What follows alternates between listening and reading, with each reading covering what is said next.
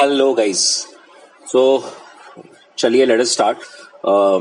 आज जो हम कर रहे हैं इस बार अभी वो है चार्जेस एंड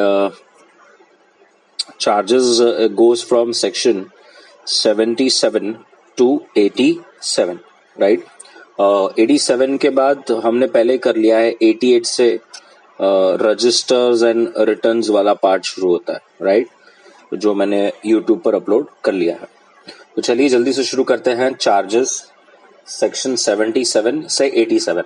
अब मैंने इसका चार्ट आपको ग्रुप पर पहले ही आज भेजा है, आई होप आपने बना लिया होगा। नहीं भी बनाया तो कोई बात नहीं, अब बना लेना। But now I would like to say कि यहाँ पर अभी 3 अमेंडमेंट्स हैं जो चार्ट में हमें करना है। सो मुझे पहले आपको ये बताना था कि पहले क्या था और अब क्या है।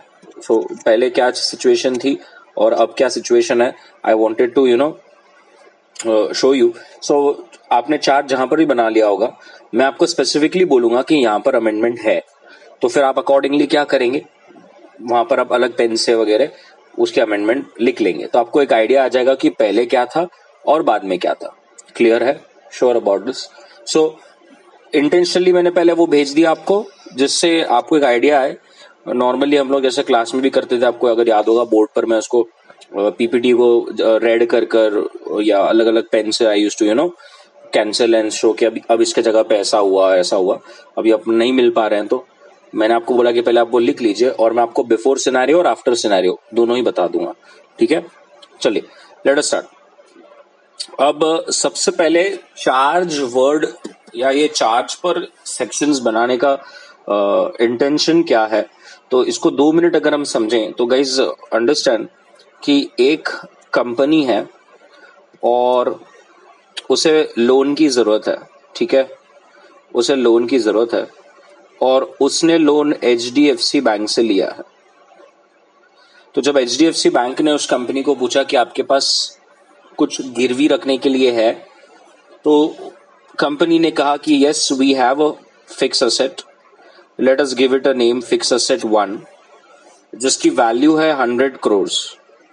ठीक है, जिसकी वैल्यू है 100 करोड़। तो HDFC ने कहा ठीक है, we are ready to give you a loan subject to, आप ये जो फिक्स असेट है 100 करोड़ का, ये हमारे पास एज अ सिक्योरिटी गिरवी रख दीजिए, एज अ सिक्योरिटी गिरवी रख दीजिए। तो ऐसे सिचुएशन में होता यह है कि हो सकता है कंपनी ने HDFC बैंक के पास 100 करोड़ की ये बिल्डिंग गिरवी रख दी और उसके बाद कंपनी ने यही असेट को लेट अस से फॉर एग्जांपल किसी और को बेच दिया। सो लेट अस से देयर इज मिस्टर ए, जिसे ये पसंद आया बिल्डिंग या जो भी था, और कंपनी ने मिस्टर ए को वो असेट बेच दिया।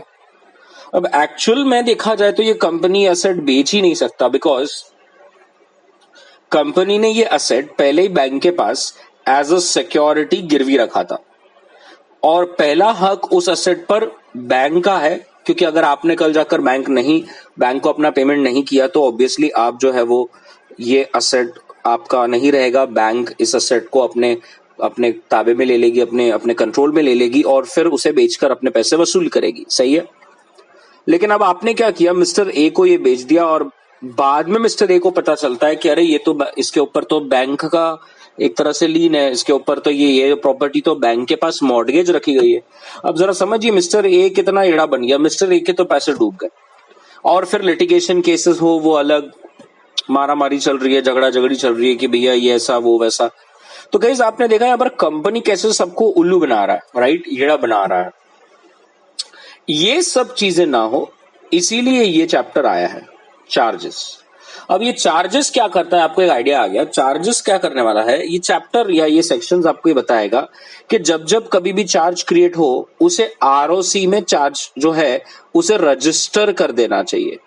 इसीलिए बहुत बार है ना इस चैप्टर का नाम चार्जेस नहीं रजिस्टर ऑफ चार्जेस भी कहा जाता है, कि आपने क्या करना चाहिए, इस पर्टिकुलर जो चार्ज आपने क्रिएट किया है उसको ROC में रजिस्टर कर देना चाहिए। उस रजिस्टर करने से होता क्या है, कोई भी व्यक्ति कोई भी प्रॉपर्टी पर डील करना चाहता है तो डील करने से पहले वो ROC ऑफिस जाएगा, चेक करेगा क्या ये असेट पर किसी का कोई हक है, क्या ये असेट किसी के पास मॉर्गेज करी गई है, नहीं तो वो प्रोसीड करे। आइए आपको बात समझ में, मतलब इससे क्या होगा, कभी कोई फ्रॉड नहीं होगा, कभी कोई ऐसा नहीं होगा कि कोई गिरवी प्रॉपर्टी है उस पर लोन ले रखा है और आपने वो प्रॉपर्टी किसी को चिपका दी और बीचा किसी का हार्ड अर्न मनी जो है वो वेस्ट हो जाए, श्योर अबाउट दिस, वो कंगाल हो जाए। तो इसीलिए ये जो है हमने ये जो सेक्शंस हैं ये बनाए गए हैं। क्लियर है? आई होप आपको समझ में आया है। पहले तो ये चैप्टर की सिग्निफिकेंस क्या है, रादर ये चैप्टर में हमें बोला क्या जा रहा है। श्योर? नाउ अंडरस्टैंड, तो चार्ज की डेफिनेशन सेक्शन 2 क्लॉज 16 में है। और अगर आपने देखा होगा अपन अभी इतने सारे सेक्शंस किए कंपनीज एक्ट के और जगह जगह पर हमने डेफिनेशंस देखी है। स्टार्ट से जहां तक मुझे याद है हम लोग डेमो लेक्चर्स में जब मिले थे तो हमने कंपनी ऑडिट सेक्शन शुरू किया था और कंपनी ऑडिट सेक्शन में सेक्शन 2 क्लॉज कितने सारे किए थे हमने। ऑफिसर की डेफिनेशन देखी थी, रिलेटेड पार्टी की डेफिनेशन देखी थी। तो सेक्शन 2 का तो हम लोग बार बार जो है वो देखते रहते हैं। नाउ चार्जेस की डेफिनेशन कहता है an interest or lien created either on the property or asset of the company or any of its undertaking or both as a security and it will include a mortgage.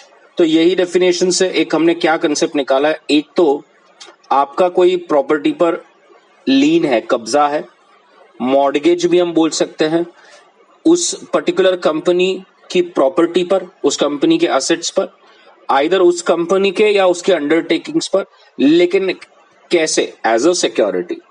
अब ये charge word क्यों use किया गया है, अगर आपको पता होगा यहां पर दोनों ही चीजें कवर करी गई है, मूवेबल भी और इमूवेबल भी। अब जब आप इमूवेबल प्रॉपर्टी का भी रखते हो ना तो उसे कहते हैं मॉर्गेज, और अगर वो मूवेबल प्रॉपर्टी हो ना तो then there are two things, there is pledge and there is hypothecation. Okay, तो ये प्लेज जो है हमने ये कहां देखा, इंडियन कॉन्ट्रैक्ट एक्ट में, राइट। प्लेज में जो होता है क्या, अब अच्छा आपको ये समझ में आया कि इमूवेबल प्रॉपर्टी जब आप गिरवी रखते हो तो हमेशा कौन सा वर्ड यूज करना है, मॉर्गेज, याद रखना। मूवेबल प्रॉपर्टी के लिए आप दो वर्ड यूज कर सकते हो, प्लेज या हाइपोथिकेशन। अभी प्लेज वर्ड कब यूज किया जाता है, जब आपने प्रॉपर्टी ली है, लोन पर ली है, लेकिन वो जो चीज है वो आपने क्या करी है, जिससे पैसे लिए हैं उसके पास रखी है। हाइपोथिकेशन में क्या होता है, हम लोन लेते हैं, गिरवी हम वही चीज रखते हैं जिसके लिए हमने लोन लिया ऑब्वियसली, लेकिन वो लेंडर के पास नहीं रहती, वो हमारे पास ही रहती है। जैसे कि एग्जांपल अगर मैं ले लूं तो कार, हम जब कार लोन लेते हैं तो कार बैंक के पास थोड़ी खड़ी रहती है, बैंक के गैराज में थोड़ी खड़ी रहती है, कार तो हम यूज करते हैं। जबकि एक्चुअल में जब तक कार का लोन हम खत्म ना कर दें उस पर हक बैंक का है, हमारा नहीं है। अगर आपने बीच में से डिफॉल्ट करा तो बैंक जो है वो आपकी कार को उठाकर लेके जा सकती है, राइट। लेकिन हमने कार को प्लेज नहीं किया, प्लेज मतलब हमने कार बैंक के पास रख दी। हाइपोथिकेशन का मतलब है जिस चीज के लिए हमने लोन लिया है वो चीज लेंडर के पास नहीं रहेगी, हमारे पास ही रहेगी, बोरोवर के पास ही रहेगी। आई बात समझ में? तो याद रखना है मूवेबल में प्लेज और हाइपोथिकेशन का मतलब क्या है, और immovable is a word use for mortgage. तो what I am trying to say यहां पर इज कि ये सब चीजें, ये जितनी भी सारी चीजें हैं, ये सब चीजों के लिए हम कॉमन वर्ड एक यूज कर सकते हैं, चार्ज। इसीलिए इसको नाम दिया गया है चार्ज, जिससे ये क्या करे, ये मूवेबल भी कवर करे और इमूवेबल पार्ट भी कवर कर ले। आई बात समझ में? तो we can create a charge on the movable part, we can create a charge on the immovable part as well. Sure about this? पक्का? एवरीबडी, क्या यहां तक पूरा क्लियर है आपको कि ये कंसेप्ट क्या है, इंट्रोडक्शन क्या है, और हमें ये चार्ज क्यों रिकॉर्ड करना है, इसके ऊपर क्यों लॉज बनाए गए? बिकॉज ऑब्वियसली इसमें फ्रॉड होने के चांसेस होते हैं।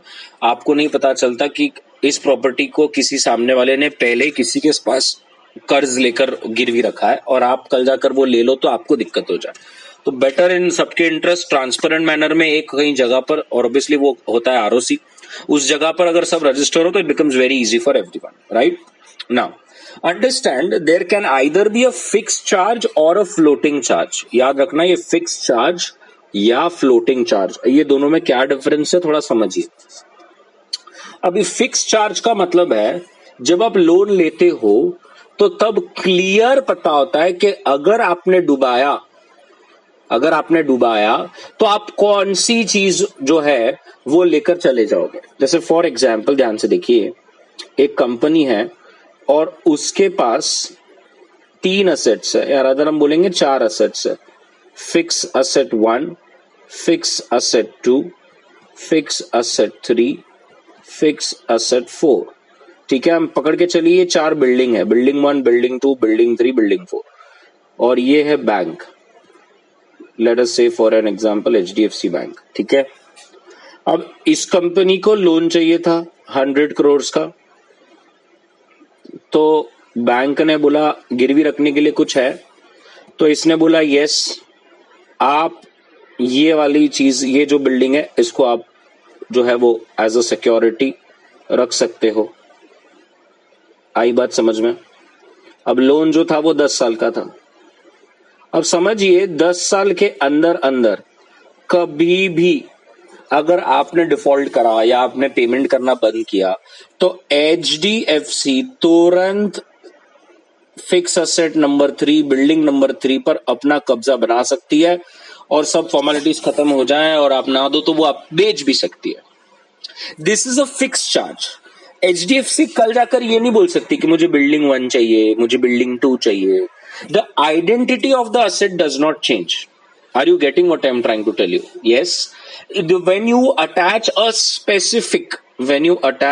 specific asset, we say you have created a fixed charge. Clear है? The charge will not change. The company जो है जिसने लोन दिया है वो, या जिसने लोन लिया है वो ऐसा नहीं बोल सकते छोड़ना तू बिल्डिंग 3 के जगह पे बिल्डिंग 2 लेना। That is not allowed. आपने डिसाइड कर लिया है कि मैं कल जाकर कुछ इशू हुआ तो कौन सी चीज जो है वो गिरवी रखूंगा। Are you getting what I am trying to tell you? Sure about this? तो यहां पर अगर आप देखेंगे normally they are identifiable properties, जैसे लैंड, बिल्डिंग और मशीनरी। कंपनी उसमें डील नहीं कर सकता जब तक चार्ज होल्डर का परमिशन ना मिले। यहां पर चार्ज होल्डर का मतलब कौन है? बैंक। तो जब तक बैंक परमिट नहीं करती आप उस असेट में डील ही नहीं कर सकते।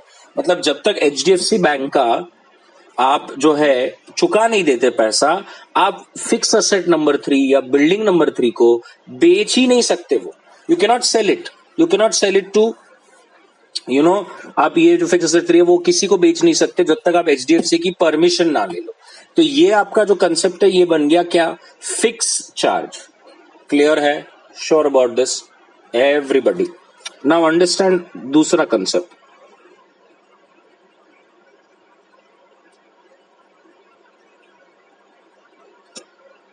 यही कंपनी है सेम, ठीक है, और कंपनी के पास स्टॉक है।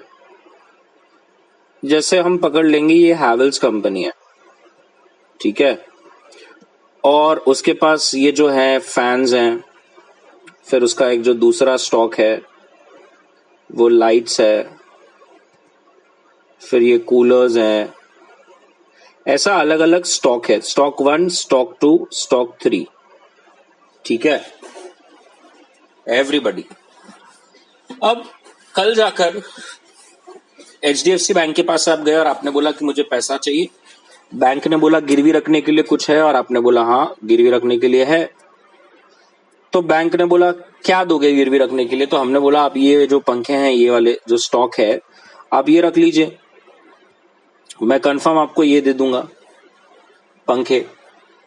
अब थोड़ा सोचिए, it is not possible because loan जो है वो 10 साल का है, राइट एवरीबॉडी, और 10 साल बाद ये पंखे जो है वो यूजलेस हो जाएंगे बिकॉज टेक्नोलॉजी कितना चेंज हो जाएगा। यस, तो एचडीएफसी ऐसे पंखे का लेके क्या करेगा? 10 साल बाद यू नेवर नो क्या नया टेक्नोलॉजी आ जाए, क्या चीजें चेंज हो जाए। तो in this scenario when it is a stock, it is not in the favor of the charge holder or the bank to decide the identity of the asset. तो वो क्या बोलेगा? I will create a floating charge on your stock. वो क्या बोल रहा है, मैं फ्लोटिंग चार्ज क्रिएट करता हूं तेरे पूरे स्टॉक पे।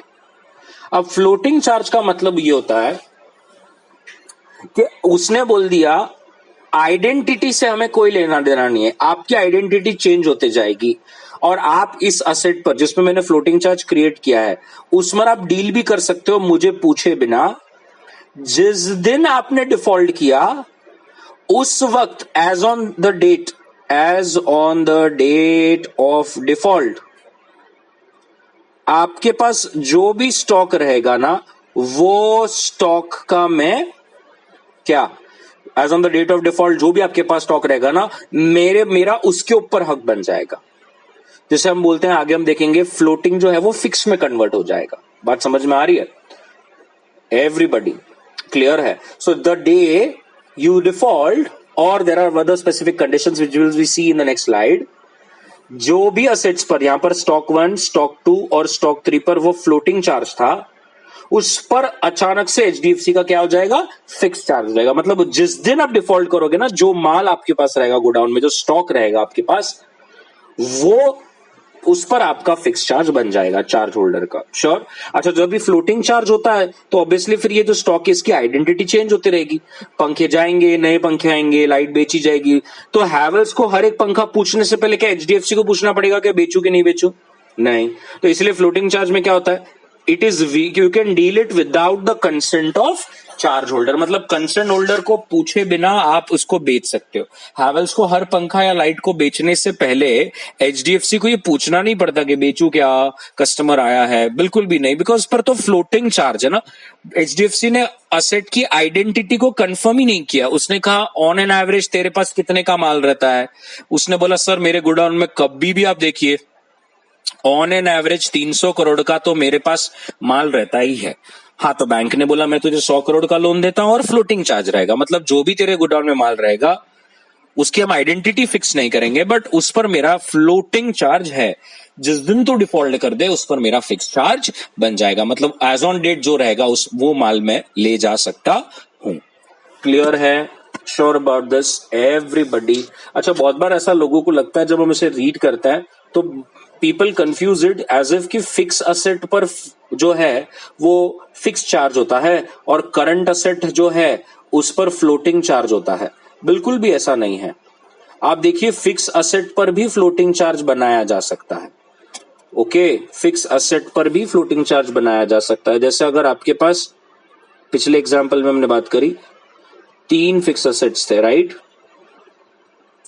और एचडीएफसी बैंक को ने आपको लोन दिया है, तो एचडीएफसी बैंक आपके फिक्स असेट पर भी फ्लोटिंग चार्ज क्रिएट कर सकती है। Are you getting this everybody? जिसमें वो कोई फिक्स नहीं कर रही है कि तू जब डुबाएगा तो मैं प्रॉपर्टी 1 लूंगा या 2 लूंगा या 3 लूंगा।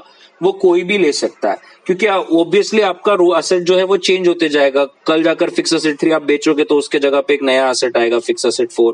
आप फिक्स असेट 1 बेचोगे तो उसके जगह पे आएगा नया fix asset 5। So it keeps on changing. Are you getting this? और इसीलिए तो जो बैंक से जो लोन देती है, वो जिसको लोन दिया है वो उस क्लाइंट्स का क्या करती है, ऑडिटर्स से ऑडिट करा के लेती है कि यार उसके गोडाउन में उतना, अगर फ्लोटिंग चार्ज है तो उसके गोडाउन में उतना तो माल है ना जो मेरी लोन अमाउंट को कवर करे। और इसमें हम लोग जो चार्टर्ड अकाउंटेंट्स है वो अच्छा पैसा बनाते हैं।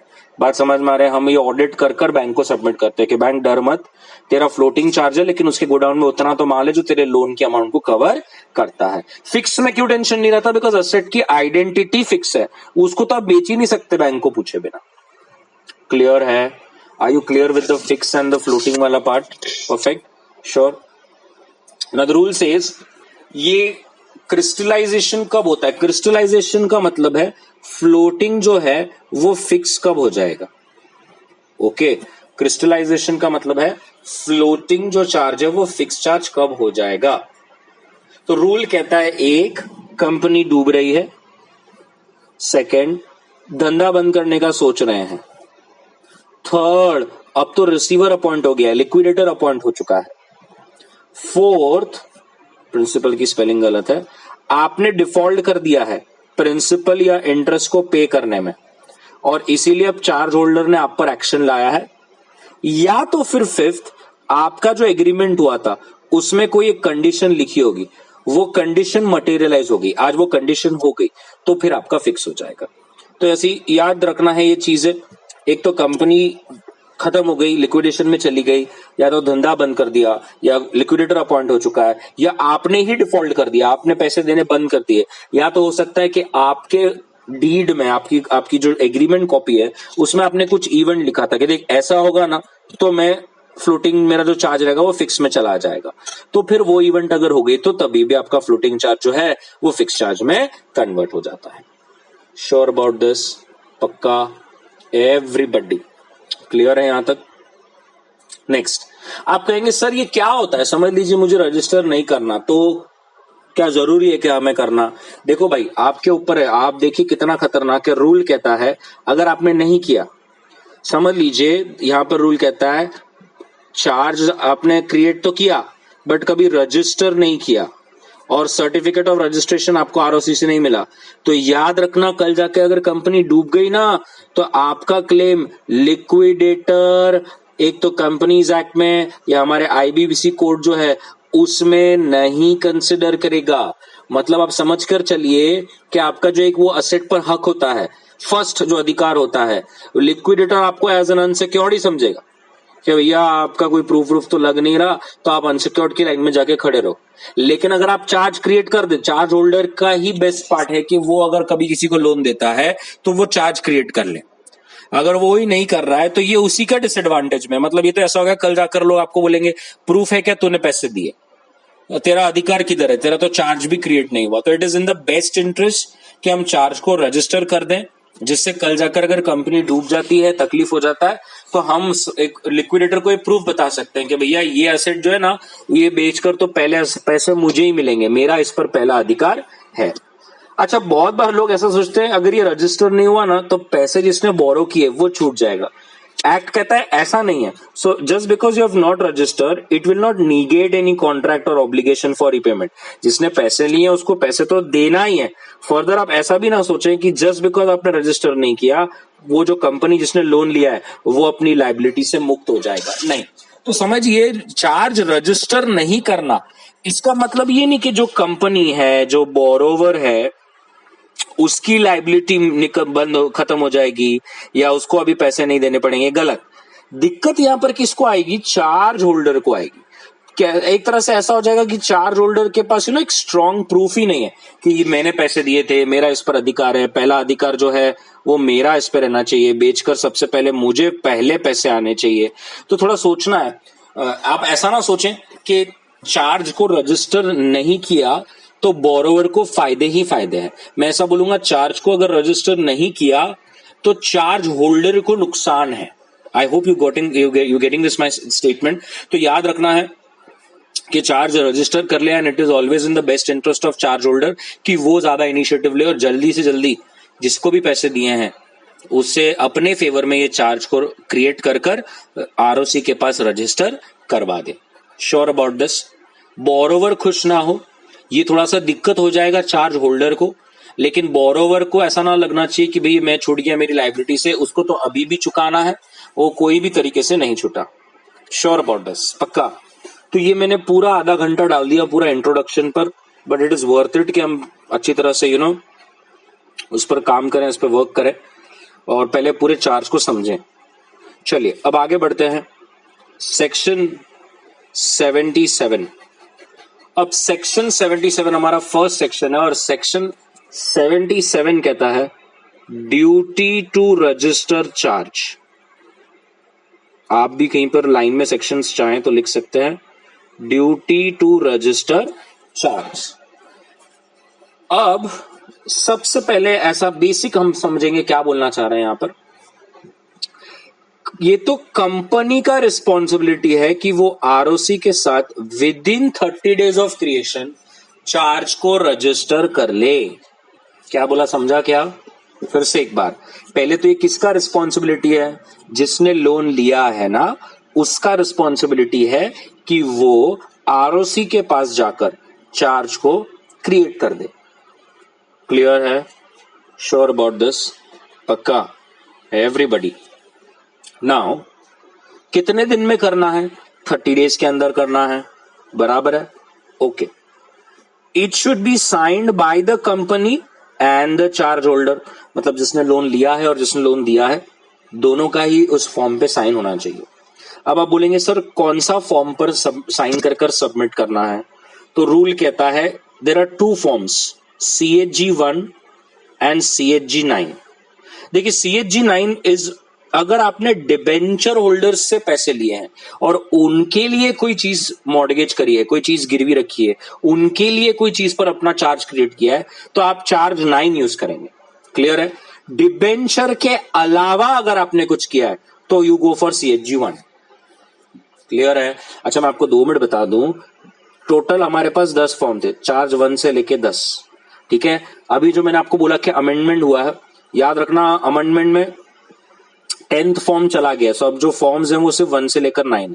आपको चाहिए तो मैं 1 से लेकर 9 सब फॉर्म्स भी लिखा दूंगा, कोई दिक्कत नहीं है कि कौन सा फॉर्म किस चीज के लिए यूज होता है, एक एक देखते चलिए। अब जैसे 1 से लेकर 9 में 2 फॉर्म तो आपको अभी समझ में आ गया कि चार्ज 1 CHG1 जो है वो अगर आपने डिबेंचर होल्डर से पैसे नहीं लिए, उसके अलावा किसी और से कहीं किसी से भी लिए हो, बैंक से लिए हो, फाइनेंशियल इंस्टीट्यूशन से लिए हो, हाँ, तो आपको CHG1 यूज करना है। अगर आपने डिबेंचर होल्डर्स का लिया है तो आपने कौन सा यूज करना है? CHG9। अच्छा कितने दिन में करना है? 90 डेज में कर देना है, सॉरी 30 डेज में कर देना है। 30 डेज में you have to register with ROC। ना ये फॉर्म के साथ आप और क्या लगाएंगे? So for the purpose of registration इस फॉर्म के साथ आप अपनी इंस्ट्रूमेंट की कॉपी लगाएंगे। क्या लगाएंगे? इंस्ट्रूमेंट की कॉपी, मतलब जो आपने मॉर्गेज क्रिएट करी होगी, आपकी डीड होगी, आपका एग्रीमेंट होगा, उसकी कॉपी साथ में लगा देंगे। Duly signed by the company and the charge holder, जो मैंने अभी यहां पर ऊपर बोला, दोनों का साइन लगेगा और 30 डेज के अंदर कर दे विद द प्रिस्क्राइब्ड फी। वो जो भी ROC की जो फीस होती है वो फीस के साथ अपना फॉर्म लगाइए, फॉर्म के पीछे अपनी डीड, अपनी एग्रीमेंट की कॉपी लगाइए और जो है आप फाइल कर दीजिए। क्लियर है? श्योर? अब देखिए 2 चीज यहां पर जो मैंने आपको जो चार्ट शेयर किया था हमारे व्हाट्सएप ग्रुप के क्लास के, इधर अमेंडमेंट है तो बिल्कुल ध्यान से देखना है कि क्या अमेंडमेंट है और कैसे था। अब यहां पर देखिए अगर चार्ज ये डेट से पहले क्रिएट हुआ है तो कैसे होता था, और ये डेट के बाद, ये डेट या ये डेट के बाद हुआ है तो कैसे होता था। यहां पर ये चीज जो है वो डिफरेंट है, तो यहां पर ये चीज का अमेंडमेंट आया है। तो 2 मिनट फिर से एक बार मैं बता दूं, आपको जो फॉर्म में मैंने दिया है, आपको जो चार्ट में मैंने दिया है, we will be talking about this. जो आपके फॉर्म में पहले से आपके जो चार्ट है, आपके जो चार्ट आपको मैंने व्हाट्सएप पे शेयर किया है, ये उसमें पहले से है। This is something which is amended on और आफ्टर। क्लियर है? अब थोड़ा देखते हैं कि पहले क्या है जो आपके पास चार्ट में पहले से है। मैं पहले वही समझा देता हूं और यही बता देता हूं कि अमेंडमेंट से पहले क्या था। ठीक है, अब थोड़ा देखिए क्या रूल कहता है। रूल कहता है आपको 30 डेज के अंदर चार्ज को रजिस्टर करना है। देखिए जैसे चार्ज आपका यहां पर क्रिएट हो गया, ठीक है, चार्ज आपने यहां पे क्रिएट कर दिया, तो आपको कितने समय में फाइल करना है? आपको 30 डेज के अंदर फाइल करना है ना? आपको 30 डेज के अंदर फाइल करना है। किसके साथ फाइल करना है? ROC के साथ फाइल करना है। अब समझ लीजिए कि आप 30 डेज में नहीं कर पाए, ठीक है, आप 30 डेज में नहीं कर पाए, तो आप बोलेंगे अब क्या करें? तो अब आप क्या करने वाले हैं? अब आप करेंगे 300 डेज। कितने? 300। आपको 300 डेज का समय दिया जा रहा है। 300 डेज तक आप ROC में कर सकते हैं, but with additional fees. Sir मतलब 300 जो है वो क्रिएशन से स्टार्ट होगा। हाँ, मतलब अगर आप ऐसा देखना चाहते हैं तो यहां से यहां इट इज ओनली 270 डेज। ठीक है, मतलब 30 डेज जो पहले थे वो एक्सपायर हो जाए, उसके बाद जो है 270 डेज का समय आपको मिलता है। या तो आप ऐसा बोल सकते हैं क्रिएशन से 300 दिन। तो आप पहले 30 डेज में तो भैया नॉर्मल फीस देकर कर सकते हो, सही है। फिर आपका ना हो तो वहां से आप 270 डेज के अंदर कर सकते हैं ROC के साथ विथ एडिशनल फीस। और फिर ऐसा था कि अगर समझो 300 डेज तक भी आप नहीं कर पाए, ठीक है, 300 डेज तक भी आप नहीं कर पाए, तो आपको अगर आफ्टर 300 डेज अगर करना है तो भी आप कर सकते थे। थोड़ा ध्यान से देखिए क्या बोला यहां पर, आप 300 डेज तक नहीं कर पाए तो आफ्टर 300 डेज भी आप कर सकते थे, लेकिन अब आपको उसके लिए क्या करना पड़ता था, सेंट्रल गवर्नमेंट की पहले परमिशन लानी पड़ती थी। याद रखिए, सेंट्रल गवर्नमेंट की परमिशन लानी पड़ती थी और सेंट्रल गवर्नमेंट को बताना पड़ता था कि ऐसा तो क्या हो गया भैया कि आपने 300 दिन के अंदर फाइल नहीं किया। सेंट्रल गवर्नमेंट को सब एक्सप्लेन करना पड़ता था कि जेन्युइन रीजंस थे और मैं प्रॉमिस करता हूं कि मेरे डीले से चार्ज होल्डर को कोई भी नुकसान नहीं होगा, ये सब आपको बताना पड़ता था। सीजी अगर मान जाए तो वो अपनी परमिशन की कॉपी देता था। फिर आप क्या करते थे, आप जाते थे आरओसी में, आरओसी में अपना जो भी आपका फॉर्म था वो फॉर्म, ठीक है, वो फॉर्म के साथ आपकी डीड की कॉपी, और फिर ऑब्वियसली आरओसी मांगेगा कि क्या आप सीजी से परमिशन लाए, तो वो सीजी का परमिशन लेटर, वो सब आपको जमा करना पड़ता था आरओसी में, फिर जाकर आरओसी ले लेता था। आई बात समझ में? आई होप मैं अभी जो समझाया आपने यहां से लेकर ये चार्ट को देखा ही नहीं। यस, ये नीचे जो मैं बताया आपको उस पे ही आपको फोकस देना है। फिर से एक बार बता दूं, जो आपके पास चार्ट्स है गाइस, जो मैंने व्हाट्सएप पर आपके साथ शेयर किया, जो पहले था कैसा था, 30 डेज तक बिना कोई टेंशन के, फिर वहां से और 270 डेज भी आरओसी में कर सकते हो, लेकिन थोड़ा एडिशनल फीस। अच्छा भैया, फिर उसके बाद डिले होता है तो फिर आपको पहले सीजी के पास जाना है। सीजी ने अगर आपको परमिशन दी तो फिर आप आरओसी में आइए और 300 दिन के बाद भी आप कर सकते हैं। क्लियर है? Sure about this? पक्का? ये क्या था, ये पहले का सिनेरियो था। अब आप बोलेंगे सर आपने ऐसा क्यों बोला कि ये वाला आपने रीड नहीं किया? क्योंकि जब अमेंडमेंट आया गाइस, तो उन्होंने सिर्फ ये आफ्टर, ऑन एंड आफ्टर वाला नहीं किया। उन्होंने क्या किया, ये जो पूरी कॉन्सेप्ट है जो पहले चलती थी, ये देखिए यहां पर बिफोर लिखा है, इसको भी कुछ एक्सटेंड तक अमेंड किया। मतलब बिफोर 2 नवंबर के पहले क्रिएट किए हुए चार्जेस के लिए भी उन्होंने कुछ अमेंडमेंट किया है। आपको समझा मैं क्या बोल रहा हूं? मतलब आप ऐसा ना सोच लें कि सर हमारा तो बिफोर हुआ है, बिफोर 2 नवंबर हुआ है, तो बिफोर हुआ है ना तो हमें तो यही लागू रहेगा, बिफोर अगर हुआ है तो हमें यही लागू रहेगा। नहीं, आप समझिए, अमेंडमेंट होने से पहले जो मैंने आपको बताया वो नीचे बताया, ठीक है? मेरे को क्या बोलना है देखिए, एक बार मैं फिर से बता दूं, 2 बातें हो गई, ठीक है? अब अमेंडमेंट आने से पहले जो मैंने अभी आपको बताया ना वो लागू था, ठीक है? अब अमेंडमेंट हो गई, तो अमेंडमेंट जब हुई ना, अमेंडमेंट के बाद उन्होंने किधर गया, यस, ये 2 नवंबर 2018 के पहले वाला और बाद वाले का भी चेंज किया, दोनों के रिलेटेड लूप चेंज किए हैं। आपको समझ में आ रहा है क्या मैं क्या बोल रहा हूं? Sure about this everybody? Amendment के पहले जो मैंने अभी आपको बताया, जो चार्ट मैंने आपको अभी बताया वो चल रहा था। अमेंडमेंट के बाद उन्होंने बिफोर 2 नवंबर 2018 और ऑन एंड आफ्टर 2 नवंबर 2018 ये दोनों के रिलेटेड चेंजेस लाए हैं, ठीक है? तो मतलब ऐसा हो गया कि अमेंडमेंट आया तो उन्होंने ऐसा नहीं सोचा कि अब अमेंडमेंट आया ना तो यहां से बात के लिए चेंज है, अमेंडमेंट के पहले के लिए भी उन्होंने थोड़ा सा चेंज लाया है। वो क्या चेंज है थोड़ा ध्यान से देखिए। तो मैं 2 मिनट अभी इसको पूरा रब कर देता हूं।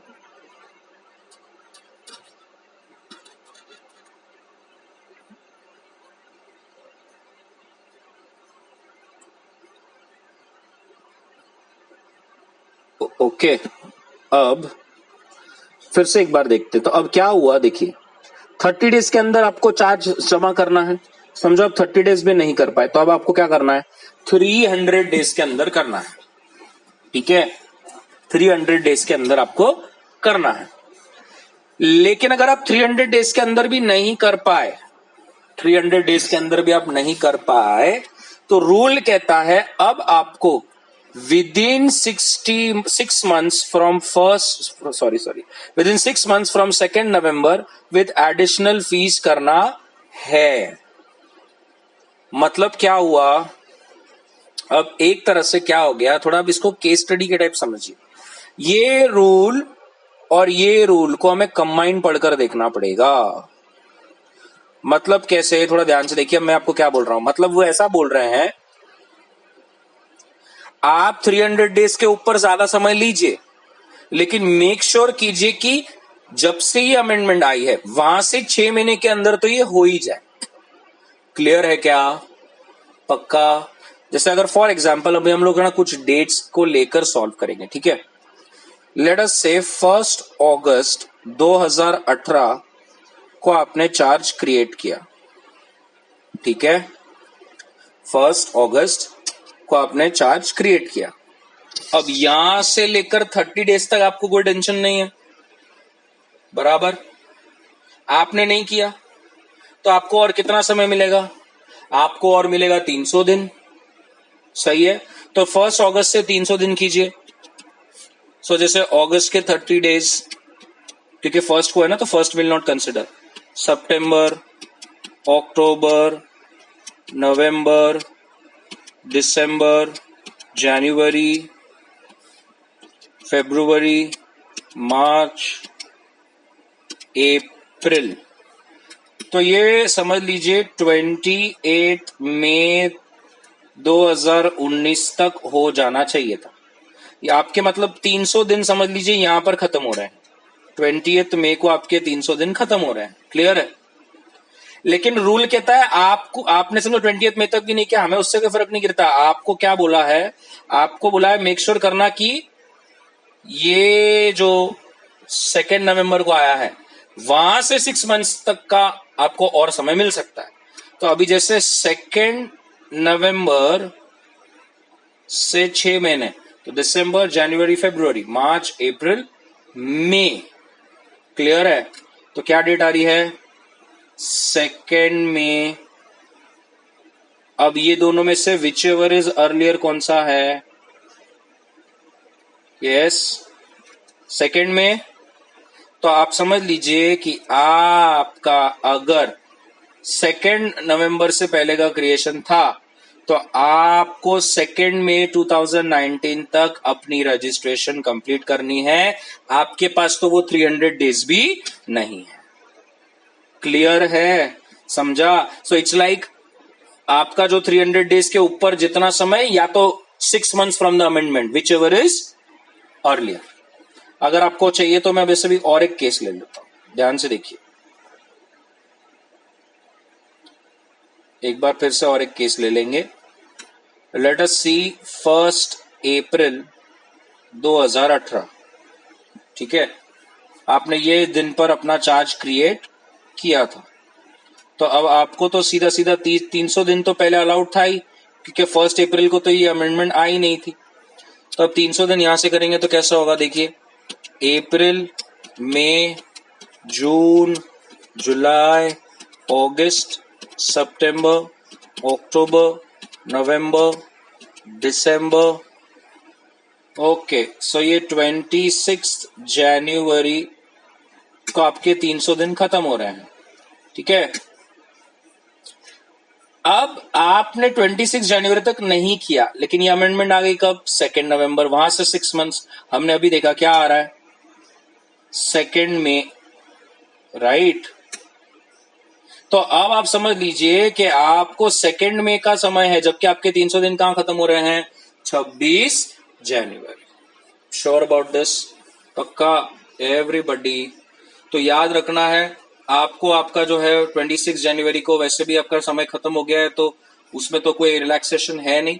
लेकिन इसके पहले जैसे हमने किया कि आपका उस 300 डेज उसके आगे जा रहा था, लेकिन आपकी 6 months फ्रॉम द अमेंडमेंट वाला डेट आ गया, तो फिर आपको वही डेट कंसिडर करना पड़ेगा और चार्ज को तभी तभी रिकॉर्ड कर लेना है। Sure about this? पक्का? अब अगर आप आफ्टर 2 नवंबर कंसिडर करें, सॉरी 2 नवंबर अगर आप उसके बाद का वगैरह होता है, तो अब उन्होंने क्या कंसेप्ट लाया है? अब उन्होंने कंसेप्ट लाया है 30 + 30 + 60। क्या कंसेप्ट है, ध्यान से देखिए। 30 + 30 + 60। अब ये क्या है थोड़ा देखिए। पहले तो एज यूजुअल 30 डेज दिया है, समझ लीजिए 30 डेज हो गया। आपने 30 डेज में नहीं किया तो वो आपको और 30 डेज दे रहे हैं। आप कर लीजिए, मतलब पहले तो 30 डेज दिए हैं, आपको 30 डेज में नहीं किया तो और 30 डेज दे रहे हैं, लेकिन ये 30 डेज के लिए आपको एडिशनल फी देना पड़ेगा। ठीक है, 30 इज नॉर्मल और 30 विथ एडिशनल फीस। समझ लीजिए आपने और 30 डेज के एडिशनल में भी नहीं किया, अब तो रूल कहता है अब आपको और 60 डेज दिया जाएगा, लेकिन अब आपको जो ये 60 डेज दिए जा रहे हैं वो है एड वैलोरम के साथ। अब आप बोलेंगे सर ये एड वैलोरम क्या होता है, तो अभी आप देखो, मैं आपको पूरा चाहिए तो चार्ट बना के देता हूं। जैसे देखिए आपने यहां पर चार्ज क्रिएट किया, ठीक है। अब यहां से 30 डेज तो आपको कोई टेंशन ही नहीं है। समझो यहां से 30 डेज नहीं हुआ तो आपको क्या होगा, और 30 डेज का एक्सटेंशन मिलेगा। लेकिन याद रखना इसमें आपको क्या देना पड़ेगा, एडिशनल फीस। ठीक है, इसमें क्या हो जाएगा, इसमें तो आपका जो भी नॉर्मल फीस था 30 डेज में नहीं हुआ और 30 डेज में आपको क्या करना है, एडिशनल फीस दिया है। अब नॉर्मली ये जो रजिस्ट्रेशन जो चार्जेस होते हैं ये depends, it is normally 500 rupees से लेकर 2000 रुपीज तक का आपका चार्ज होता है। ठीक है, आप समझ लीजिए ये आपने 30 डेज भी यहां पर खत्म हो गए। तो अब वो आपको क्या बोल रहे हैं, यहां से we give you 60 days, but अब आप समझिए आप पर एड वैलोरम फीस लगेगा। अब एड वैलोरम फीस का मतलब होता है परसेंटेज प्रिस्क्राइब, परसेंटेज के हिसाब से फीस लगेगा। अब आप समझिए आपको कितना बड़ा धक्का लगने वाला है। अगर परसेंटेज प्रिस्क्राइब फीस है, राइट, अगर परसेंटेज प्रिस्क्राइब फीस है तो you have to understand that अगर आपका समझ लीजिए चार्ज है 500 करोड़ का, यस, और अगर मैं 1% एड वैलोरम फी लगा रहा हूं तो अब आप कर लीजिए 500 करोड़ के ऊपर 1% कितना होता है, आप समझ गए कितना फीस हो जाएगा, 5 करोड़। जबकि नॉर्मल फीस कितनी थी, 500 से 2000 रुपए। अरे यस और नो, तो अब आपको समझ में आया। आप डीले करोगे तो उन्होंने क्या बोल दिया, हम आपको क्या फीस लगाएंगे, add valorem fees. Sure about this, पक्का, एवरीबडी। सो एड वैलोरम खतरनाक है, परसेंटेज पे लग जाएगा। फिर आपका जितना बड़ा अमाउंट है ट्रांजैक्शन का, यस, जितना बड़ा आपका ट्रांजैक्शन है उसके ऊपर आपको और उतना लगेगा। तो आपकी अमाउंट जो आप भरोगे वो बहुत ज्यादा बढ़ जाएगी। श्योर अबाउट दिस, पक्का। और अब अगर ये 60 डेज के भी अंदर नहीं हो पाया तो फिर आपको सीजी के पास जाना है और एक्सटेंशन लेना है। श्योर अबाउट दिस, पक्का, एवरीबडी, क्लियर है, एकदम परफेक्ट। बढ़ जाऊं आगे, तो ये ad valorem fee is a prescribe fee. अब जिस प्रॉपर्टी के रिलेटेड आप चार्ज रजिस्टर कर रहे हो, either it is outside India or it is situated in India. Okay, so if it is with respect to outside India, the copy can verified either by 3 options have been given, but if it is in India it can be only and only verified through one option, which is this one, ये वाला है। तो आपका अगर outside India copy है तो आप ये तीनों में से किसी से भी वो कॉपी को वेरीफाई कर सकते हो, लेकिन अगर इनसाइड इंडिया है तो it is only option number 2 available to you. So either it can be verified just by a seal, or the director or a company secretary and authorized officer, or any other person who is, other than the company who is interested in the charge, a neutral party. In case if it's situated, it will be only done by the director, company secretary, or authorized officer of the charge holder. So याद रखना, if it's outside India, the copy will be verified by a certificate that will be issued either from these three, any of them. And if it's in India, then it is only one option. Now, rule कहता है if the charge is registered with the registrar, the certificate will be issued by the ROC under CHG 2, और ये certificate is more than a conclusive evidence कि आपने sub section की requirements को पूरा किया है. क्लियर है? एक मिनट, आपने अभी तक कितने CHG देख लिए? CHG 1, CHG 9 और CHG 2, राइट? CHG 1 और CHG 9 किस चीज के लिए था? अगर आपने एक तो डिबेंचर होल्डर से पैसे लिए है, अदर देन डिबेंचर होल्डर से लिए, तो ये जो CHG 1 और 9 था, इट वाज अ फॉर्म कि आप ROC में अप्लाई करें. CHG 2 किसके लिए था? CHG 2 was for, yes, CHG 2 was for, it is not a form. CHG 2 is a certificate of registration कि आपका चार्ज जो है वो ROC में बराबर से रजिस्टर हो गया है. तो CHG 2 एक तरह से आपका सर्टिफिकेट है जो आपको कौन देता है? ROC देता है. Sure about this? और ये सर्टिफिकेट एक तरह से एक एविडेंस है कि आपने सब चीजें बराबर से कर ली है, आपने सेक्शन की कंप्लायंस करी है, और आपका जो चार्ज है वो सही से जो है वो रिकॉर्ड हो चुका है. क्लियर है? Sure about this? पक्का? एवरीबॉडी एकदम अच्छी तरह से पूरा समझ में आ गया? बढ़ जाओ आगे. तो रूल कहता है, एक चीज उन्होंने ये कही है, subsequent register not prejudice to the right of charge holders. मतलब ये एक तरह से, मेरे को रघु आपको बेसिक बता दूं, ये बोलना चाह रहा है कि जस्ट बिकॉज आपसे डिले हुआ, अगर आपको याद है 30 डेज में नहीं हुआ तो आपको और 30 डेज मिले, फिर नहीं हुआ तो आपको और 60 डेज में करना पड़ा. तो ये जो सब्सिक्वेंट आपका जो डिले हो रहा है, ये कहना चाह रहा है कि इससे बिल्कुल भी चार्ज होल्डर्स के अधिकार को अफेक्ट नहीं होता. उसके अधिकार वही होंगे एज इफ अगर आपने समझो टाइम पे रिकॉर्ड कर लिया होते चार्ज. यस, तो क्या उसके अधिकार होते? वही अधिकार रहेंगे. मतलब जो डेट ऑफ क्रिएशन होता है ना, डेट ऑफ क्रिएशन, जिस दिन चार्ज क्रिएट हुआ, और एक देखिए, मैं 2 मिनट आपको चाहिए तो यहां पर रब कर अच्छी तरह से बता दूं. देखिए, 2 चीजें होती है, date of creation and date of registration, right?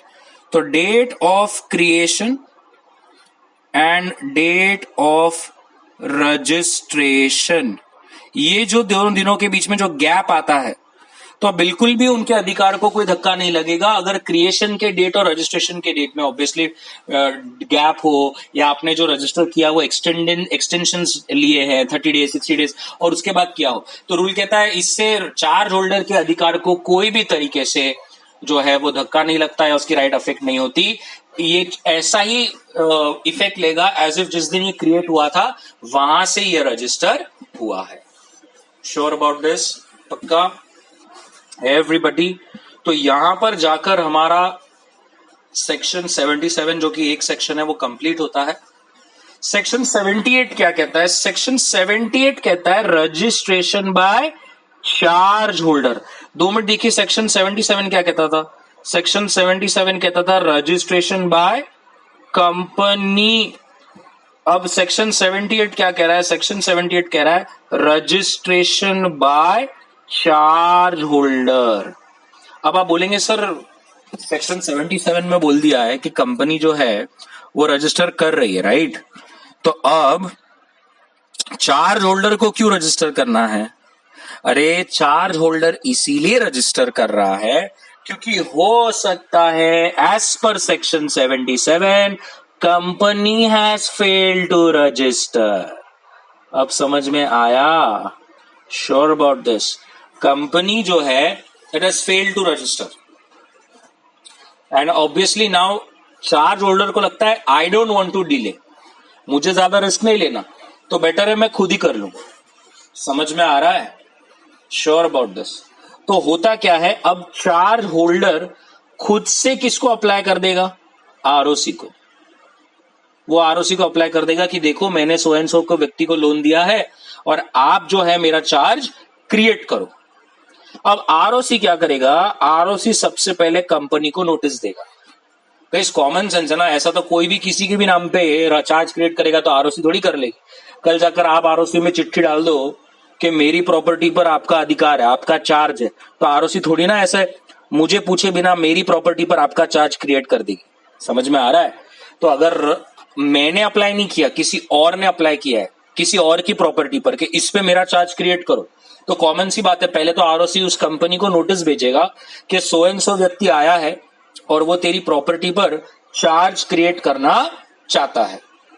Sure?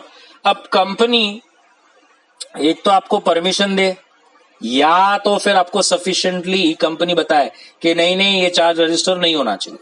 तो एक तरह से कंपनी अपनी बात रखे आरओसी के सामने कि रजिस्टर करना है या नहीं करना। रूल कहता है अगर कोई रिस्पॉन्स नहीं आता 14 डेज तक, मतलब आरओसी जो है आपकी रिस्पॉन्स का 14 डेज का वेट करेगी। अगर 14 डेज हो जाने के बाद भी आपकी तरफ से कोई रिस्पॉन्स नहीं आता है तो रूल कहता है द आरओसी में allow registration on the payment of fees. तो फिर आरओसी आपका चार्ज जो है वो रजिस्टर कर लेगा। अब ऐसे समझ में थोड़ा समझिए, चार्ज किसने रजिस्टर किया है? चार्ज होल्डर ने। तो पैसे भी आरओसी को जो फीस होती है चार्ज की वो किसने दी होगी? चार्ज होल्डर ने। तो रूल कहता है चार्ज होल्डर के पास अधिकार है कि वो कंपनी से जो भी फीस या एडिशनल फीस बनती थी जो उसने आरओसी को भरी रजिस्ट्रेशन के लिए, वो कंपनी से रीइंबर्स करा सकता है। यस, उसका वो अधिकार है, वो रीइंबर्स करा सकता है। क्लियर है? Sure about this? पक्का? तो सेक्शन 77 कहता है कि कंपनी चार्ज करे, लेकिन अगर कंपनी नहीं करती है तो फिर कौन करेगा? चार्ज होल्डर करेगा। चार्ज होल्डर करते ही आरओसी क्या करेगा? एक नोटिस भेजेगा। किसको? कंपनी को। कंपनी के लिए वो जवाब का वेट करेगा 14 डेज और उसके बाद जो है वो रजिस्टर कर देगा। Sure about this everybody? अब सेक्शन 79, सेक्शन 79 सिर्फ क्या कहता है थोड़ा देखिए। सेक्शन 79 कहता है कि सेक्शन 77 कुछ मैटर्स में अप्लाई होगा। देखिए सेक्शन 79 बहुत मस्त है। क्या कहता है कि सेक्शन 77 कुछ मैटर्स में अप्लाई होगा। अब कौन से मैटर में अप्लाई होगा? दो मैटर में अप्लाई होगा, 1 और 2। 1 और 2। तो मैटर ए क्या है? मैटर ए है acquiring property subject to charge. इसका मतलब क्या है मैं आपको बता दूं, थोड़ा सा समझिए। आपने एक प्रॉपर्टी खरीदने का सोचा, ठीक है, और उस प्रॉपर्टी पर पहले से किसी का चार्ज क्रिएटेड है, तो रूल कहता है आपने अपने फेवर में फिर से वो चार्ज क्रिएट करना चाहिए। Sure about this? देखिए मैं आपको अगर नहीं समझ रहा है ना तो उसको बना के भी दे सकता हूं। एक कंपनी है ABC जिसने अपनी एक फिक्स असेट है, फिक्स असेट 1 को as a security HDFC bank के पास रखा है, ठीक है, और उस बैंक का इस प्रॉपर्टी पर क्या है? फिक्स चार्ज है, ठीक है। अब कल जाकर एक और एक कंपनी है XYZ और उसे ये जो प्रॉपर्टी है वो खरीदनी है, उसको ये प्रॉपर्टी खरीदनी है। तो वो तो स्मार्ट था, उसने जाकर आरओसी में देखा क्या इसके ऊपर कोई चार्ज है, और वो चार्ज था। तो इट अप्रोच्ड ABC और ABC को कहा कि I am interested in buying this property. तो ABC ने बोला मैं तो नहीं बेच सकता, let me first ask HDFC bank. तो कंपनी ABC ने HDFC बैंक को पूछा कि मैं ये प्रॉपर्टी बेच दूं क्या? तो HDFC ने बोला इसका प्रॉपर्टी पे जो तूने लोन लिया है वो कौन लेगा? तो XYZ ने बोला I will pay the remaining. Yes, I will pay remaining amount. तो HDFC बैंक ने बोला मेरे को कोई फर्क नहीं गिरता, मेरे को तो पैसे से मतलब है, ABC दे XYZ। तो HDFC की परमिशन के साथ ABC और XYZ में एक ट्रांजैक्शन हो गया। यस, ABC और XYZ के बीच में एक ट्रांजैक्शन हुआ है और उस ट्रांजैक्शन के तहत अब प्रॉपर्टी जो है वो ये जो प्रॉपर्टी है ये अब XYZ के पास है। तो सेक्शन 79 सिर्फ इतना ही कह रहा है कि एक फ्रेश चार्ज क्रिएट कर लेना चाहिए बिटवीन HDFC एंड XYZ। अब समझ में आया? श्योर।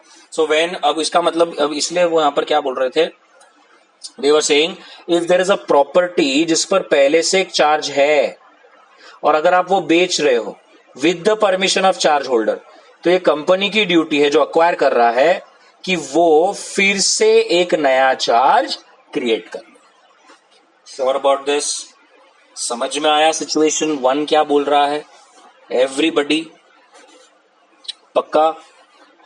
अब सेक्शन 79 की जो दूसरी बिट है वो कह रहा है अगर आपके चार्ज में कोई मॉडिफिकेशन है तो आप फिर से एक बार चार्ज को रजिस्टर कर ले।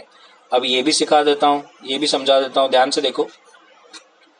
एक कंपनी है, ठीक है, ये HDFC बैंक है, ये फिक्स असेट 1 है, ये फिक्स असेट 2 है, ये फिक्स असेट 3 है।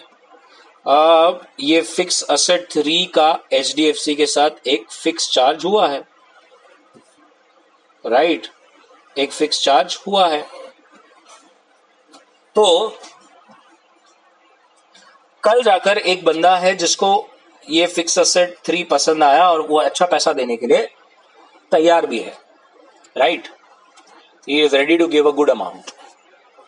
तो कंपनी ने क्या किया, HDFC को अप्रोच किया और बोला कंपनी, बैंक, मेरे को ना एक अच्छा कस्टमर मिला है, तो मैंने आपके पास फिक्स असेट 3 गिरवी रखी थी। तो HDFC ने बोला हाँ, तो बोला सर ये फिक्स असेट 3 जो है ना 100 करोड़ की है और मेरे पास एक असेट है 500 करोड़ की। आपने जो मुझे लोन दिया है वो तो सिर्फ 50 करोड़ का है, जिसके लिए मैंने पहले कौन सी असेट रखी थी, फिक्स असेट 3, राइट? तो मुझे ना मेरा चार्ज चेंज करना है। Instead of FA3 I want FA1। आप FA1 पे चार्ज क्रिएट करो, FA3 का चार्ज जाने दो, मुझे FA3 बेच देना है। अच्छा पैसा मिल रहा है तो मैं बेच दूंगा। अब HDFC बैंक को क्या लेना देना, पहले उसके पास 100 करोड़ की प्रॉपर्टी गिरवी थी, अब 500 करोड़ की रहेगी। तो HDFC ने खुशी खुशी बोल दिया आई डोंट माइंड। अब आपका चार्ज जो है वो मॉडिफाई हो गया। आप समझ रहे हो मैं क्या बोल रहा हूं? आपका पहले चार्ज क्या था, FA3 पे, अब आपका चार्ज नया क्रिएट होना चाहिए किस पर, FA1 पर। तो जब आप कोई चार्ज पर मॉडिफिकेशन कर रहे हो, अगेन सेक्शन 79 कहता है एक नया चार्ज क्रिएट कर लेना चाहिए, नए से पूरी फॉर्मेलिटीज कर लो तो सबकी भलाई रहेगी। श्योर? और ये सिर्फ असेट ही नहीं, जब हम मॉडिफिकेशन की बात करते हैं, ध्यान से देखना, जब हम मॉडिफिकेशन की बात करते हैं तो सिर्फ ऐसा नहीं है कि असेट चेंज हो रहा है, हो सकता है टर्म्स एंड कंडीशंस चेंज हो रही हो, तो आपको फिर से एक नया चार्ज क्रिएट करना चाहिए। Sure about this? पक्का? आपका परिपशु क्लॉज में कोई चेंज है, आपने परिपशु क्लॉज डिबेंचर्स में देखा होगा जो शलाका मैम ने आपके लिए लिया है। तो परिपशु में कोई अगर चेंज है, हो सकता है रेट ऑफ इंटरेस्ट में कोई चेंज हो, यस, और रीपेमेंट स्केड्यूल्स में कोई चेंज है, आपने कोई स्केड्यूल में चेंज किया, तो कुछ भी चेंज हुआ हो, बोलने का मतलब ये है तो अगर मॉडिफिकेशन होता है तो आपको क्या करना है, फिर से एक बार चार्ज क्रिएट कर लेना है। Sure about this? So this was section 79। Next section 80। Section 80 क्या कह रहा है? सेक्शन 80 कह रहा है, सेक्शन 80 में डीम्ड नोटिस दिया गया है। Deemed notice. अब ये डीम्ड नोटिस का मतलब क्या है, थोड़ा समझ लीजिए। ये सेक्शन बहुत स्मॉल है और बहुत सिंपल। क्या कहता है, मैं पढ़ने से पहले आपको हिंदी में बता दूं, ये रूल कहता है, समझ लीजिए कि चार्ज अगर आपका क्रिएट हो जाता है, कल जाकर कोई एक पागल व्यक्ति है जो एक असेट में डील करता है, बिना ROC में चेक करे कि उसका ऊपर चार्ज क्रिएट हुआ है कि नहीं हुआ, तो गाइज ये जो सेक्शन है, ये जो रूल है, ये कहता है कि ये अब उस व्यक्ति की गलती है, उसने क्यों नहीं देखा ROC में पहले, बिना देखे क्यों ट्रांजैक्शन किया। क्योंकि सेक्शन 80 कहता है एक बार जब चार्ज रिकॉर्ड हो जाए और फ्यूचर में ऐसा कोई है जिसने बिना देखे ट्रांजैक्शन कर दिया, तो वो अब ये नहीं कह सकता कि अरे मुझे तो पता ही नहीं था कि इस पर चार्ज क्रिएट हुआ है, वरना मैं ये एसेट में तो डील करता ही नहीं। रूल कहता है इट इज डीम्ड कि once the charge is registered, जो भी व्यक्ति उस एसेट में डील कर रहा है, हम ये मान के चलेंगे कि उसको ये पता है कि उस पर चार्ज पहले से क्रिएट हुआ है। Sure about this? पक्का? एवरीबॉडी? तो रूल क्या कहता है, ध्यान से देखना है। Where a charge on the property or asset has been registered under section 77, the person acquiring shall be deemed to have notice from the date of such registration. जब से रजिस्ट्रेशन हुआ है हम ये मान के चलेंगे कि उसको ये पता था। वो पीछे से ऐसा नहीं बोल सकता कि अरे मेरे को पता ही नहीं था, मुझे कंपेंसेट करके दो, बिल्कुल भी नहीं। रूल कहता है every person needs to be cautious और careful when he acquires the property and must inquire कि क्या इस पर कोई चार्ज है, और वो कहां से पता चलेगा? आरओसी में, बिफोर एंटरिंग द ट्रांजैक्शन में एंटर होने से पहले आरओसी में जाके चेक करना है।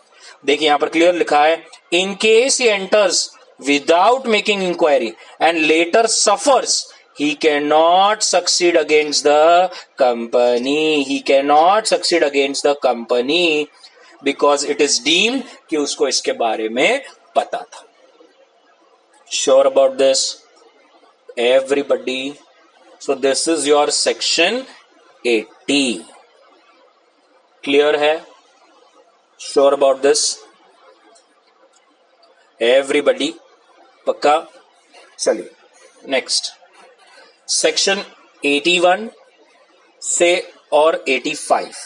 अब ये दो सेक्शंस जो है ना, 81 और 85, 81 और 85, ये दोनों ही सेक्शंस आपके सीए इंटर एग्जाम में नहीं है। ठीक है, 81 और 85 आपके सीए इंटर के एग्जाम में नहीं है, लेकिन मैं दोनों ही यहां पे सिखा दे रहा हूं। नॉलेज लेने में कुछ भी नहीं होता, देख लेंगे क्या है। अब ये दोनों ही सेक्शन चार्ज के रजिस्टर के ऊपर बात करते हैं। मतलब आपने कितने सारे असेट्स होते हैं कंपनी के, और कंपनी कितने सारे असेट्स पर कितने सारे चार्ज क्रिएट करती है, राइट? तो वो चार्ज क्रिएट जो किया है उसका जो रजिस्टर होता है ना मेंटेन करने का, उस रजिस्टर के ऊपर बात करी गई है। तो यहां पर सेक्शन 81 में इट टॉक्स अबाउट आरओसी का रजिस्टर। किसके बारे में बात करता है?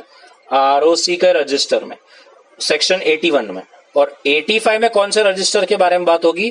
कंपनी के रजिस्टर के बारे में।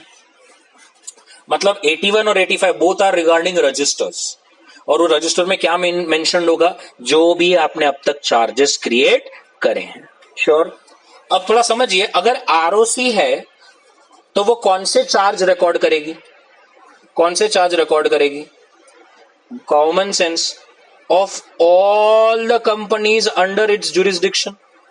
अरे यस और नो? अगर आरओसी का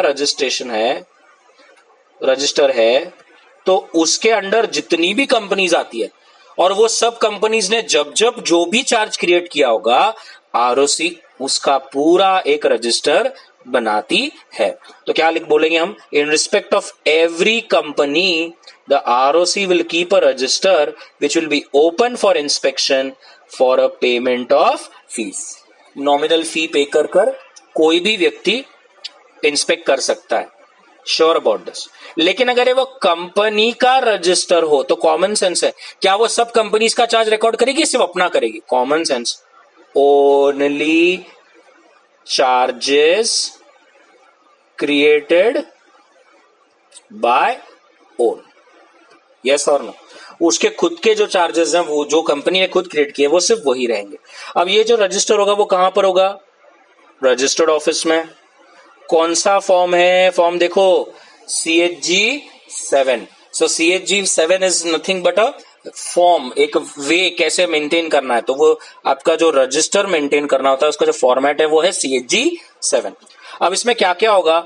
ऑल द चार्जेस जो आपने आरओसी के साथ रजिस्टर किया, जितनी भी प्रॉपर्टीज अक्वायर की सब्जेक्ट टू चार्ज, कोई अगर चार्ज में मॉडिफिकेशन करा हो या सेटिस्फेक्शन करा होगा। सेटिस्फेक्शन का मतलब होता है आपने जो लोन चुका दिया ना, तो उसको बोलते हैं satisfaction of charge.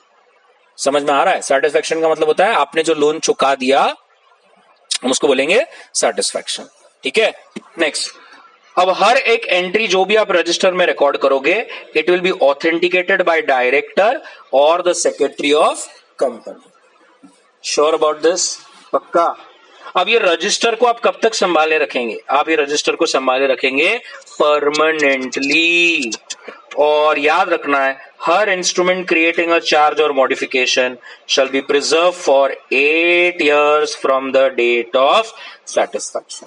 Sure about this? मतलब जो रजिस्टर है उसको तो परमानेंट संभालना है, लेकिन जो इंस्ट्रूमेंट जिसने वो पर्टिकुलर कोई एसेट के रिलेटेड चार्ज क्रिएट किया है, तो वो चार्ज आप जब भर दोगे, रीपे कर दोगे, रीपेमेंट से 8 साल तक संभाल के रखना है। समझ में आ रहा है?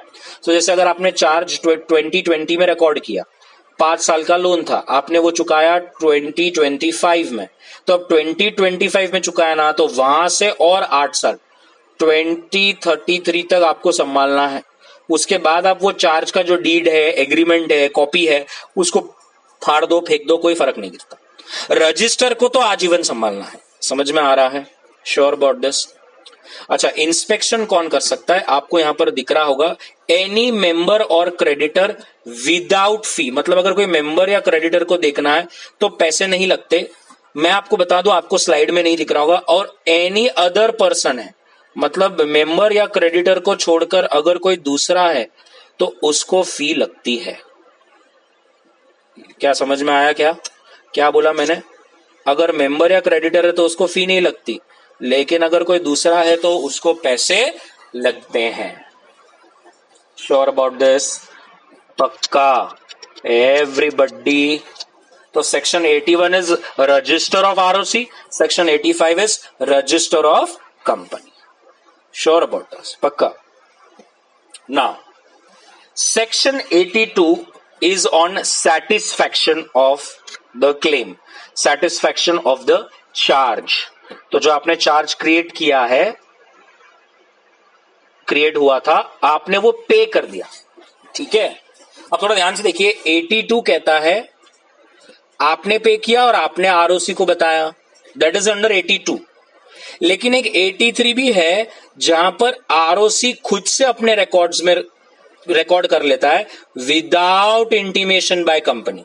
मतलब 82 में कंपनी को बोलने के बाद आरओसी अपने रिकॉर्ड्स में दर्ज करेगा कि ये कंपनी ने पैसे चुका दिए हैं और अब ये चार्ज को हम कैंसिल कर रहे हैं। और सेक्शन 83 में कंपनी नहीं बताती, आरओसी को ही पता चल गया है।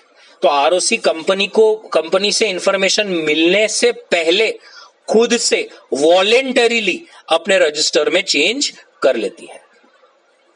क्लियर है? Sure about this? एवरीबडी? पक्का? नाउ ध्यान से देखिए, CHG4। अब ये CHG4 फॉर्म है for satisfaction of charge. Clear है? पक्का? एवरीबडी?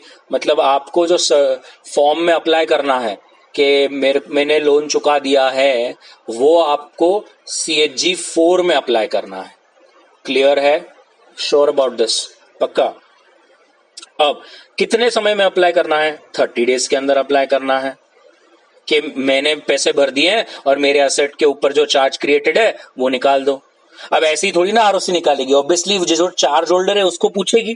तो रूल कहता है ROC will send a notice to the charge holder कि 14 डेज में जवाब दो कि क्या सच में उसने आपको पेमेंट कर दिया है और क्या हमने ये रिकॉर्ड कर लेना चाहिए और चार्ज को है वो निकाल देना चाहिए।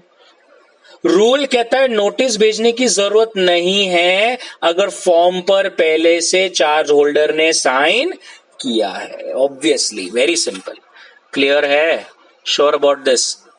सो रूल कहता है कि अगर आपने सेटिस्फैक्शन जो CHG4 है वो पहले चार्ज होल्डर से भी साइन करा के लिया है, इसका मतलब आरओसी में चार्ज होल्डर ने साइन करके दिया, मतलब चार्ज होल्डर बोल रहा है कि हाँ मेरे को मेरे पैसे मिल गए, और वो इंस्ट्रक्ट कर रहा है आरओसी को कि आप चार्ज निकाल सकते हो।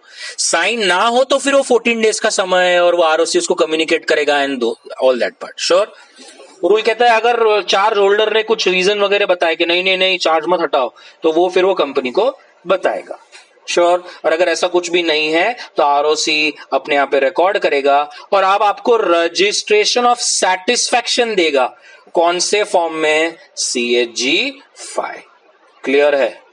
Sure about this everybody? मतलब सेटिस्फैक्शन के लिए कि मेरा चार्ज हटाओ, वो हमें कौन से फॉर्म में भेजना है? CHG-4। और फिर आरओसी हमें एक प्रूफ देता है, एक सर्टिफिकेट देता है कि हमने आपके चार्ज को रिमूव कर दिया है, और हम यहाँ पर कंफर्म करते हैं और चार्ज होल्डर भी कंफर्म करता है कि उसको सब पैसे मिल गए हैं। वो कौन सा फॉर्म है? वो है CHG-5। क्लियर है? Sure about this? पक्का? आई होप आप एक जगह पर सब CHG भी लिख रहे हो कि CHG-1 से लेकर 9 तक किधर किधर कौन सा है। Sure about this? पक्का? बढ़ जाओ आगे।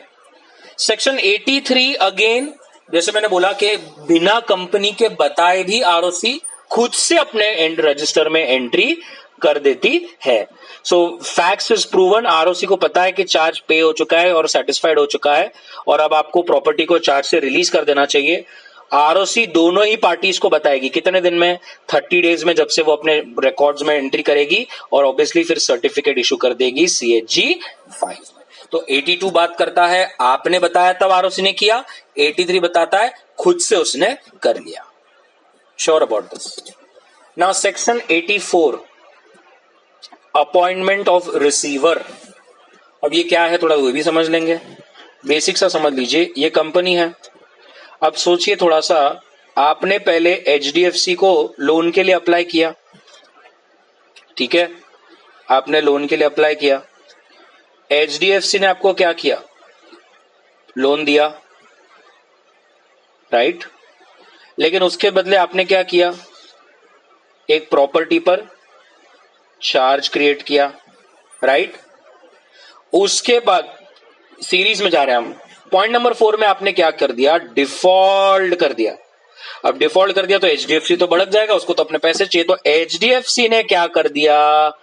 रिसीवर को अपॉइंट कर दिया है, और रिसीवर की अपॉइंटमेंट हो गई। इसका मतलब अब ही HDFC वांट्स कि जो भी पर्टिकुलर प्रॉपर्टी या फिक्स एसेट पर चार्ज क्रिएट हुआ है उसे लिक्विडेट कर कर, यस, उसे लिक्विडेट कर कर पूरे पैसे जो हैं वो उसे मिलने चाहिए।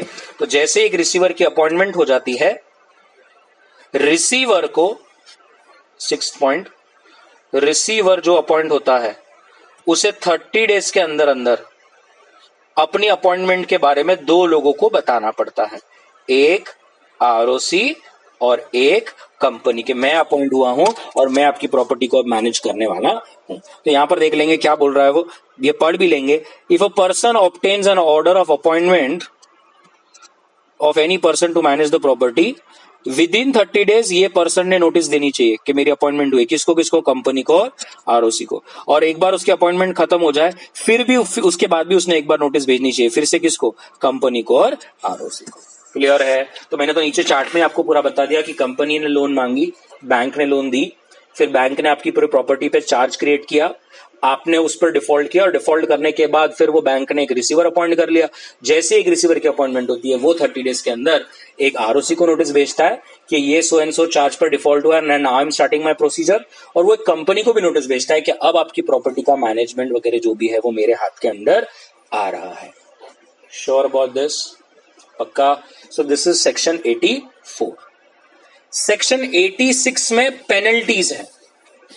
ओके, अब जो हमने बात करी थी कि आप रजिस्टर नहीं करते हो 120 डेज के अंदर and all, you know, contravene करते हो कोई प्रोविजंस को, if you contravene any provisions with respect to registration, तो पेनल्टी देखो कैसी है। कंपनी पर पेनल्टी है मिनिमम 1, मैक्सिमम 10 लाख, और ऑफिसर पर है एक तो जेल अब से 6 महीने तक, मिनिमम 25,000 और मैक्सिमम 1 लाख, या तो फिर बोथ, जेल भी हो सकती है और फाइन भी भरने को आ सकता है। क्लियर है? अब आप बोलेंगे सर कि ये अच्छा है, पेनल्टी भर दो।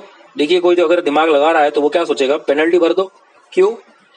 क्योंकि आपको अगर याद होगा 30 के बाद 30 का एक्सटेंशन था, उसके बाद 60 का एक्सटेंशन था, लेकिन 60 में क्या था, एड वैलोरम था।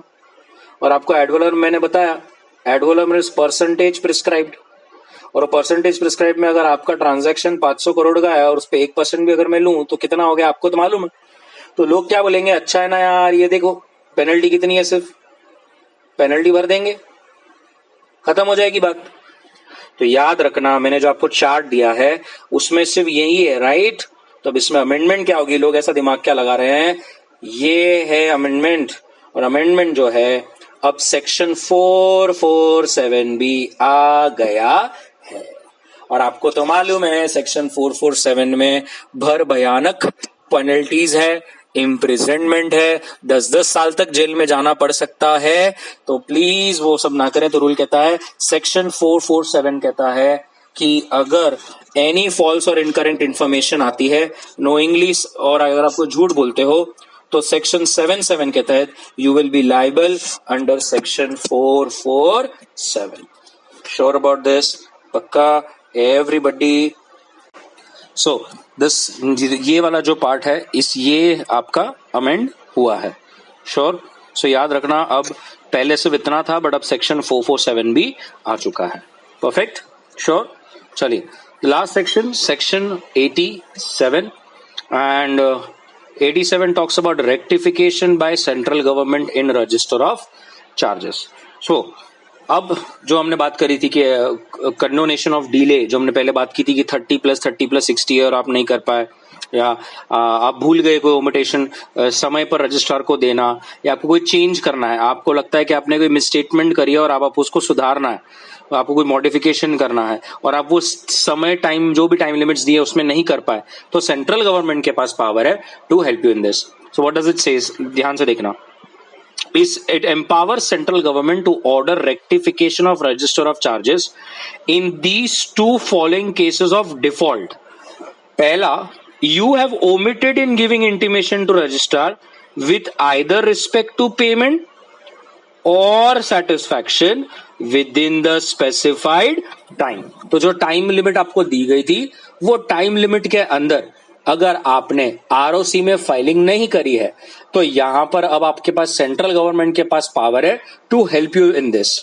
Second, when there was an omission और misstatement in filing previously made to register, मतलब आपने ऐसा नहीं है कि फाइल ही नहीं किया और लेट हो गए, आपने फाइलिंग की लेकिन फाइलिंग में कुछ चीजें मिस हो गई या गलत फाइल हुई है, तो सच फाइलिंग में रिलेट टू एनी चार्ज और मॉडिफिकेशन और with respect to any memorandum of satisfaction और any other entry made under section 82 और 83। सो आइदर टाइम लिमिट खत्म हो गया और आपने टाइम लिमिट के अंदर नहीं किया, दूसरा टाइम लिमिट के अंदर किया बट पूरा कंप्लीट नहीं फाइल किया या कुछ गलत फाइल किया, तो रूल कहता है, before directing that the time for giving intimation of payment और satisfaction shall be extended or the omission of misstatement shall be rectified. So again see, दोनों जगह पर गवर्नमेंट हैज द पावर।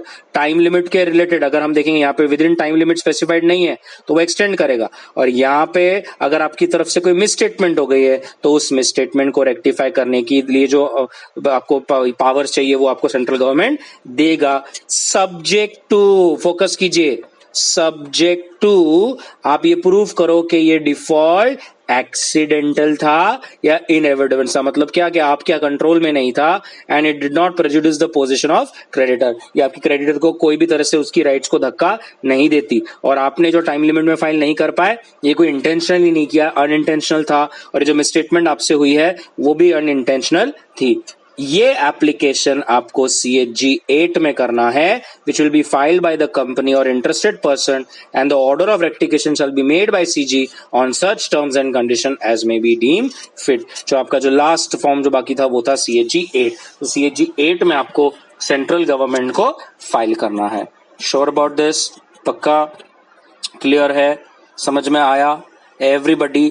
तो आपको CHG जितने भी थे, जितने भी फॉर्म्स थे, वो सब फॉर्म्स अब एकदम क्लियर हो गए एवरीबडी। अगर आपको चाहिए तो मैं एक बार आपको पूरे फॉर्म्स बता देता हूं, कोई दिक्कत नहीं, एक बार आप भी लिख लीजिए। सो CHG 1 किसके ऊपर था? सो ये CHG 1 was creating charge, right. लेकिन एक कौन सा चार्ज था? Other than debenture holders. तभी हमने उसके साथ क्या देखा था? CHG9, जो क्या बोलता था? क्रिएटिंग चार्ज लेकिन फॉर डिबेंचर्स, मतलब अगर आपने डिबेंचर होल्डर्स से पैसे लिए हैं तो वो वहां पर आएगा, राइट। फिर CHG2 क्या था? जब आप चार्ज के लिए रजिस्टर करते हो तो आपको ROC क्या देता है? सर्टिफिकेट देता है, यस और नो? तो सर्टिफिकेट, रजिस्ट्रेशन सर्टिफिकेट। CHG3 किसके बारे में था? अगर आपको कोई मॉडिफिकेशन करना हो तो उसका सर्टिफिकेट, वो है CHG3।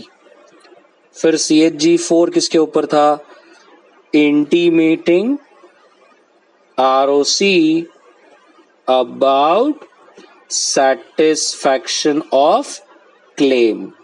तो क्लेम को इंटीमेट करने का जो हम ROC को करते थे उसका जो फॉर्म था वो था CHG4। फिर CHG5 क्या था? CHG5 था आपको जो सर्टिफिकेट मिलता है, सर्टिफिकेट ऑफ सेटिस्फैक्शन, जो ROC हमें देती थी, वो है CHG5। फिर CHG6 क्या है? It was appointment of receiver, वो था CHG6। फिर CHG7 क्या था? इट वॉज रजिस्टर, जो आप चार्जेस का रजिस्टर मेंटेन करते थे, तो दैट इज CHG7। और CHG8 क्या है? अब भी हमने देखा। So it is an application to whom? Application to CG for the delay. Delay होने के डिले का जो था वो CG को हमने जो अप्लाई किया, it was that part. Sure about this? तो याद रखना है, ये 9 फॉर्म्स हैं हमारे जो चार्ज के रिलेटेड बात करते हैं। Sure about this? पक्का? So that's it. ये आपका चार्ज का पार्ट था, सेक्शन 77 से 87। Okay, thank you very much.